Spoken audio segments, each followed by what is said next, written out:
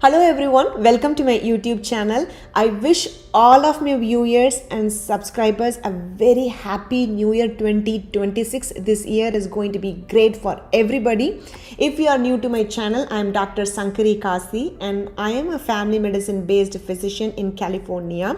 My channel is about empowering wellness. I give you science and evidence based tips for all the health information. If you have not subscribed to my channel, make sure to subscribe to my channel.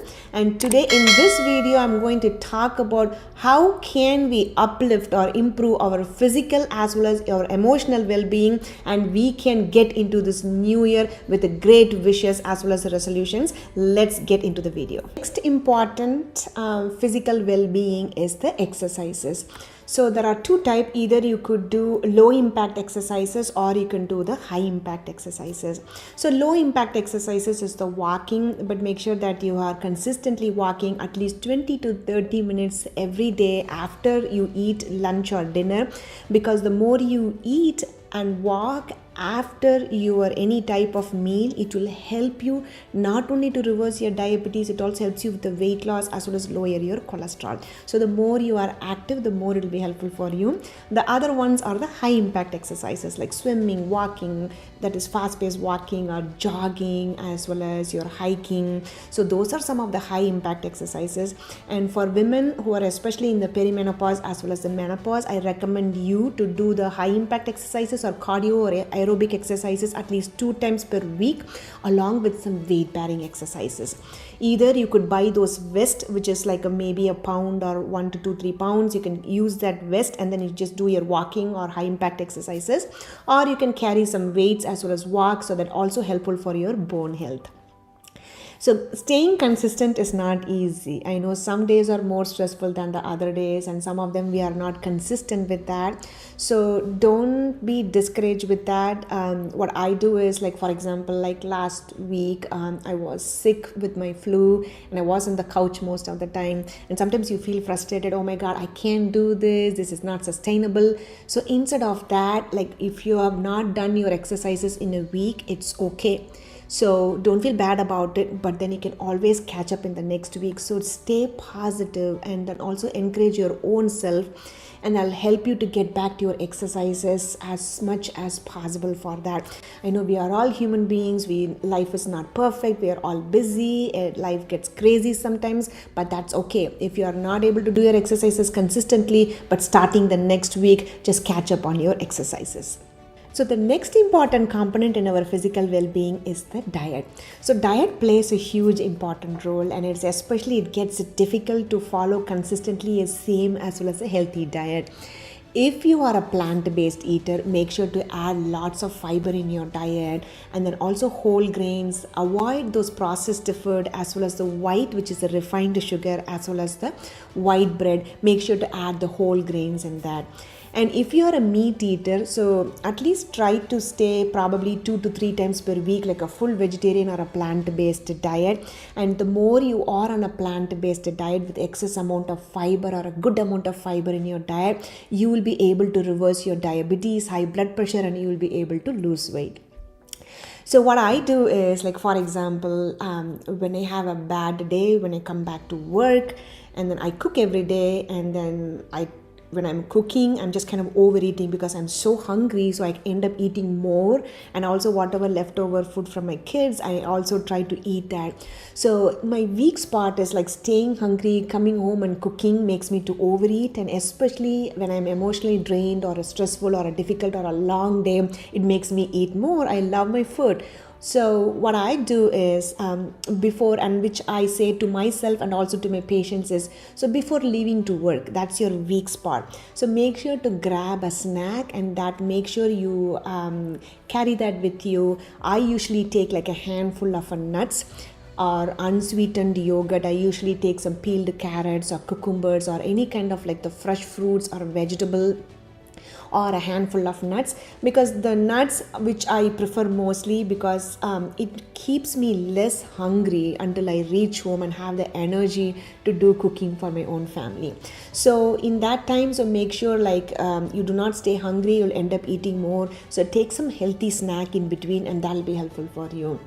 Another important thing in the diet is the sugar addiction, and I have mentioned that in my previous video, how to overcome the sugar addiction. I talked with Dr. Kadarvalli sir about it as well. So I enjoy my food, and I also tend to crave on the sugar sometimes. So how can we overcome sugar addiction is like stay less hungry and also try to stay away from the refined sugars.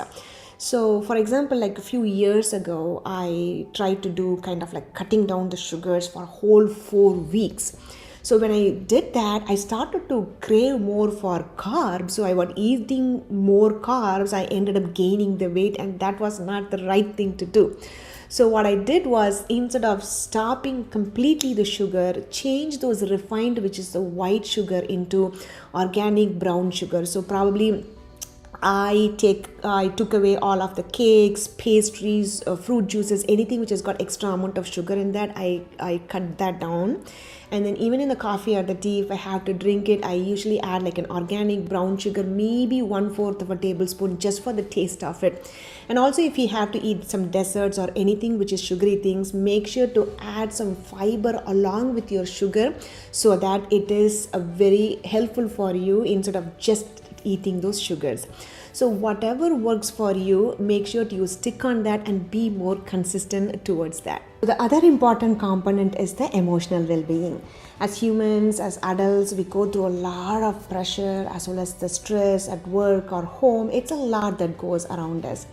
So there are a few things that you can definitely do for their emotional well-being, and as a part of the exercise we discussed before, exercises can help us with the emotional well-being. Number 2 is socializing. As humans, we are all social beings, right? We like to be social. So make sure that you socialize either with your family, your friends, or your colleagues, or spend some quality time with them. It's very important.